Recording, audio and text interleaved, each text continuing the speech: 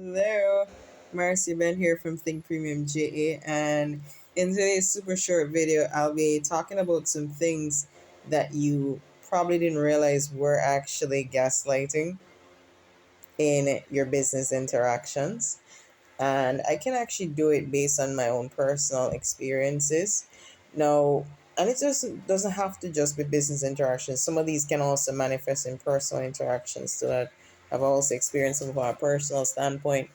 And what people don't realize is, sadly, while not many persons are narcissists, there are a lot of narcissistic traits operating within persons within our society these days, to, for lack of a better word, put it.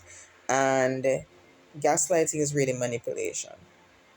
And it's manipulating someone using psychological methods into questioning their own sanity or powers of reasoning. So some examples that I would have experienced is, let's say, highlighting to an employee that, yeah, you're 10 minutes late. Them objecting, saying, no, they're not. The time is wrong. I mean, at the end of the day, I was here on time. And how do you know I was late? And it becomes a whole thing. Another example could be that you're highlighting that somebody did or said something that offended you, and they're saying, no, I did not. You said something that offended me, or you're too sensitive, or I'm just trying to toughen you up. That's making you trying to question your reality and making you feel inferior for bringing up something that was actually valid. Now, I'm not saying that, we can't be wrong as human beings, but if that's something that comes up every time, they're gaslighting you. Or if you're trying to highlight something and you're flashing you off and making remarks or making gesticulations like, ugh, not only is that disrespectful, but they're also trying to make you question your reality by brushing off a very valid point that you're trying to make. Or it could be a case where, let's say, you have a goal set for your business and someone's going to do something that literally goes right against the goal that you're trying to meet. It could be as simple as you trying to lose weight and somebody buying you your favorite fatty food literally when you announce that you're trying to lose weight, or you're not allowed to eat something and you're literally buying that food and giving it to you and making a huge show of it to make you feel bad, knowing that you set that goal. That's And then when you bring it up, they make it look as though they're the victim and you're ungrateful. Yeah, that's how they rope other persons in.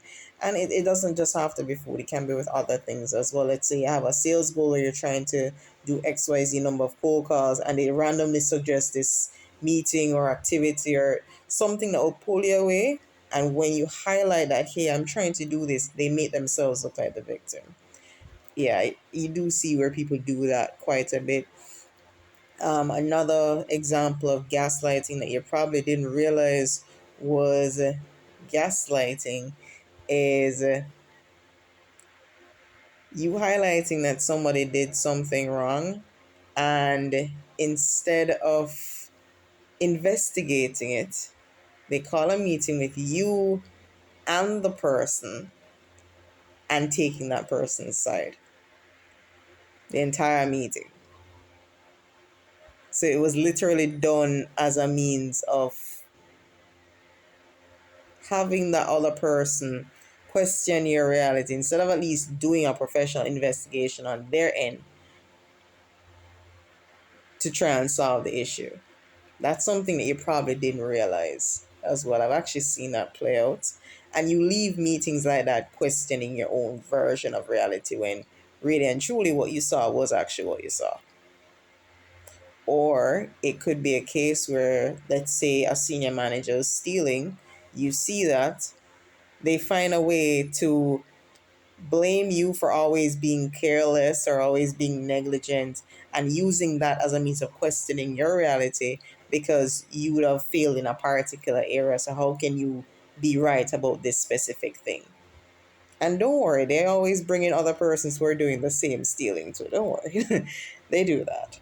Yeah, so I hope this helps. That's it for me.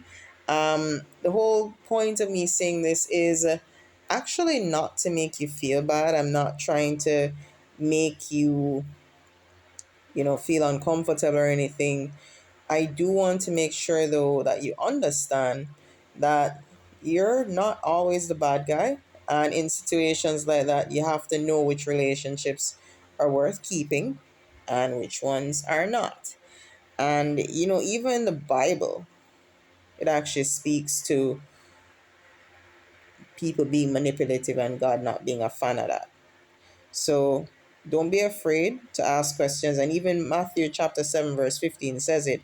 Be aware of false prophets who come to you in sheep's clothing, but inwardly are ravenous wolves.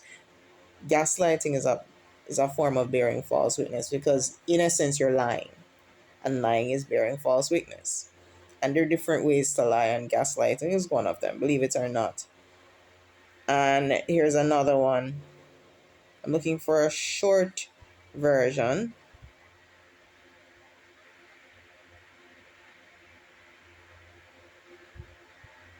Galatians chapter 6 verse 7. Do not be deceived. God is not mocked. For whatever one sows, that will he also reap. Whatever gaslights sow, eventually it does come back. But you just don't want to be on the receiving end.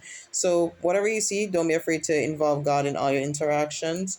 Trust in him and have him guide you through. Don't be afraid to either leave the situation or end the relationship, or just be very careful how you deal with that person depending on what you're able to do at that time. That's it for me. I'm Marcia Ben from Think Premium JA, and you can check out the comments down below. If you like the video, like, share, comment, and subscribe. Share it with a friend. Comment down below to let me know if it helps you. And, I'm also trying to raise funds to help to improve the mindset of the young ladies at the Homestead Girls Home. Keeping this video super short, so you can check out the comments down below for further details. Have a wonderful day. Take care. And remember to never stop dreaming. Bye bye.